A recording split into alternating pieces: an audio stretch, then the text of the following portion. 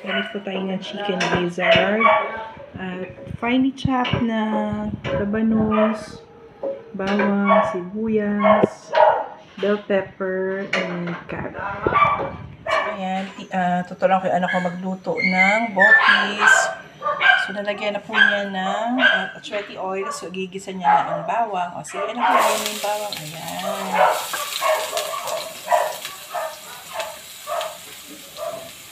Gisahin lang po ang bawang hanggang maging light brown or aromatic. Hindi natin kailangang sunugin para hindi po pumait ang ating lulutuin.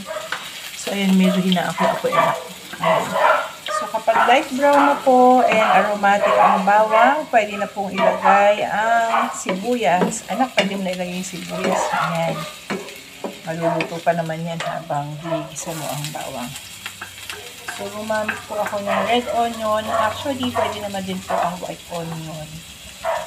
Medyo mas mura po kasi ang red onion ngayon. Kaya, yan ang aking binili na panghalo sa ating bokis na laman loob ng chicken.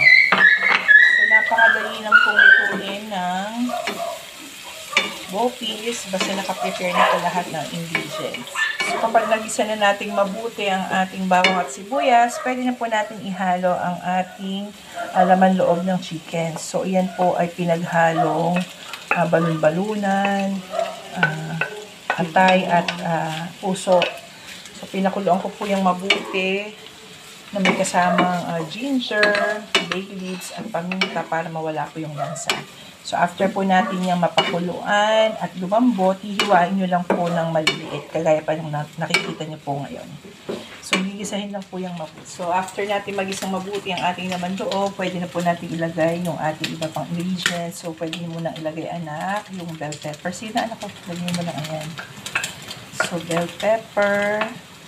Sama mo na rin, anak, yung carrots. So, lahat po na ingredients natin ay finely chopped. So, hiniwa natin yan ng maliliit.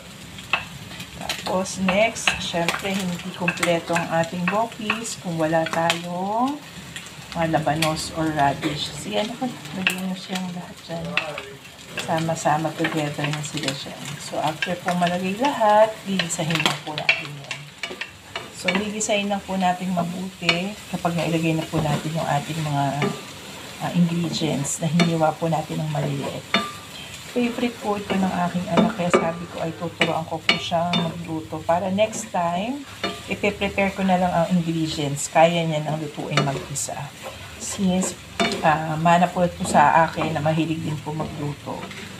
Sabi ko kasi sa kanya, kapag mahilig kumain, dapat magaling or mahilig din magluto. Mabuti, anak, pwede mo ilagay yung ating konting tubig dyan. Yan, sige, ilagay mo siya.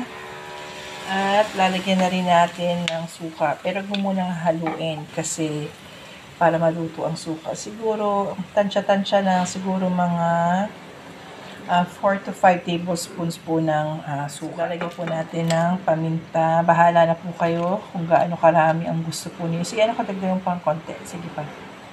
Ayan. Okay. Natin ng half tablespoons ng brown sugar.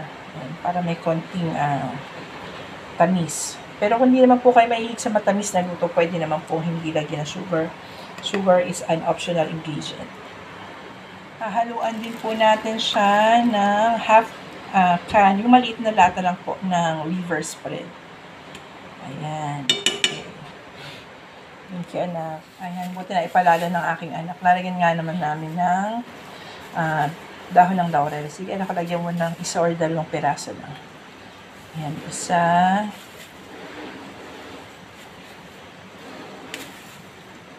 Sige, ayan. So, dalawa. Makakatulong yan para maging masarap at mabango po ang ating bokis. So, ayan, kumukulo na po yung ating bokis.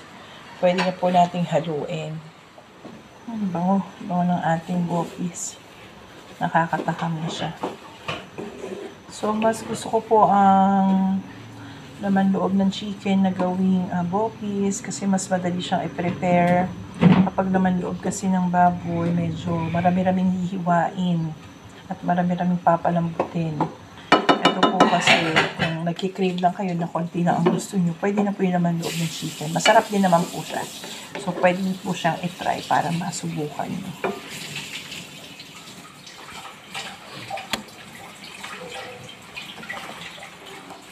Ayan, almost done na po ang ating chicken gizzard cookies. Yung iba po gusto nila medyo mas makulay. So, pwede po nagdagan ng atsuete para kumulit po.